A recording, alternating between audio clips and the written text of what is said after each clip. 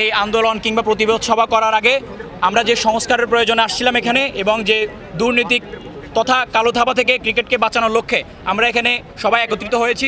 আমাদের আগেও কিছু রাজনৈতিক ব্যক্তিবর্গ এখানে আন্দোলন সংগ্রাম করেছিলেন, ওনারা ওনাদের মতো করে গিয়েছেন, কিন্তু আমরা কোনো ধরনের রাজনৈতিক ব্যানার নিয়ে আমরা এখানে আসিনি।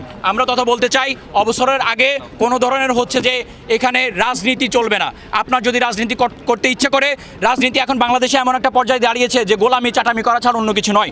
কিন্তু আপনি যদি এখানে রাজনীতি করেন, আপনি অবশ্যই ক্রিকেটটাকে ভালোবাসতে পারবেন না। হয় আপনি রাজনৈতিক ব্যক্তিবর্গের পিছনে থাকেন, হয় আপনি দেশের মানুষকে ওইভাবে আপনি রাজনৈতিকভাবে সংগ্রাম, রাজনীতিভাবে আপনি আন্দোলন করে যান, রাজনৈতিকভাবে আপনি সুযোগ সুবিধা দিয়ে আসেন। কিন্তু আপনি দেশের ক্রীড়াঙ্গনে এসে দেশের ক্রীড়াঙ্গনটাকে, দেশের ক্রিকেটটাকে আপনি কলুষিত করার, আপনি কলঙ্কিত করার কোনো প্রয়োজন নেই।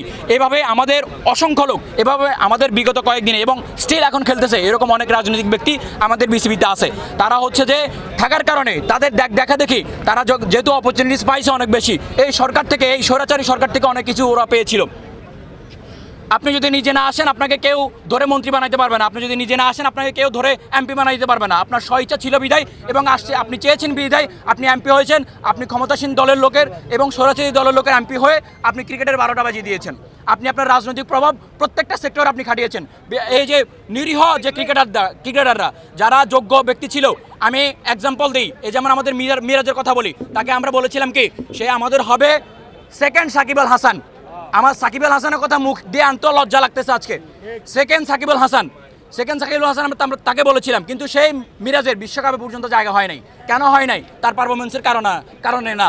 এখানে একটা লোক দেখাতে পারবেন না মিরাজ ব্যাটিং খারাপ করছে, মিরাজ বোলিং খারাপ করছে, মিরাজ ফিল্ডিং খারাপ করছে। একটা রিজন আপনারা দেখাতে পারবেন না গত 6 মাসে, একটা দেখাতে পারবেন না। তাহলে মিরাজ কেন বাদ গেল? তামিমকে নিয়ে যথেষ্ট পরিমাণ রাজনীতি করা হয়েছিল। তৎকালীন যে স্বৈরাচারী সরকার ছিল, সেই স্বৈরাচারী সরকারের কাছে সভাপতি বলেন কিংবা আমাদের বড় অধিনায়করা বলেন, সবাই মিলে একজোটে বিচার দিয়েছিল। তাকেও তার যোগ্য জায়গা থেকে তামিম বিপিএল খেলেছিল, বিপিএলের সর্বোচ্চ রান সংগ্রহ ছিল এবং হচ্ছে যে ভালো একজন প্লেয়ার ছিল, সেই ফর্ম ছিল, তাকে কিন্তু নেওয়া হয় নাই। বিনিময়ে কি দেখছেন আপনারা?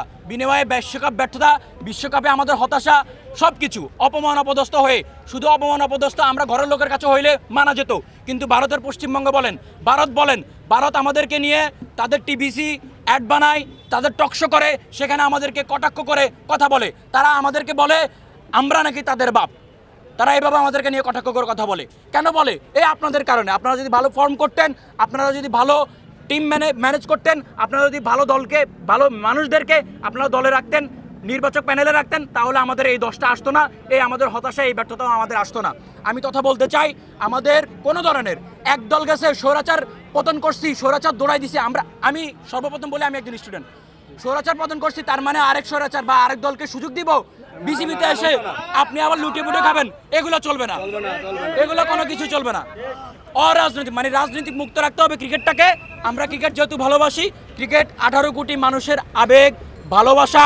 এই ক্রিকেটের কারণে ক্রিকেটকে ভালোবাসি বিধায়, আমরা স্পোর্টস ভালোবাসি বিধায়, বিভিন্ন দল ভালোবাসি বিধায়, খেলাধুলা করি বিধায় অনেক যুব সমাজ আমাদের বলা চলে মাদকাসক্তি থেকে অনেক দূরে আছে।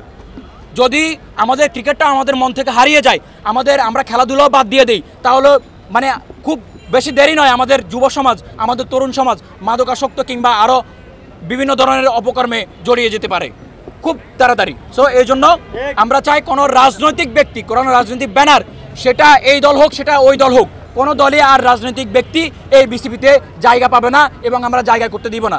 আর যদি কেউ রাজনৈতিক প্রভাব খাটাতে চায়, রাজনৈতিক ব্যক্তির মাধ্যমে সে বিসিবিতে আসতে চায়, সেটা এই শিক্ষার্থীরা, এই বাংলা শিক্ষার্থীরা যেরকম স্বৈরাচার পতন করেছে, তেমনি আপনাদেরকেও রুখে দাঁড়াইতে আমাদের 2 মিনিট সময় লাগবে না। এটা হুঁশিয়ার করে দিতে চাই। আপনারা যেই আসুন, যেভাবে আসুন, নির্বাচনের মাধ্যমে আসুন, সুন্দর করে ক্রিকেটটাকে একটু রাজনৈতিক মুক্ত রাখবেন, তাতে সবার ভালোবাসা পাবেন, 18 কোটি বাঙালির ভালোবাসা পাবেন নিঃসন্দেহে।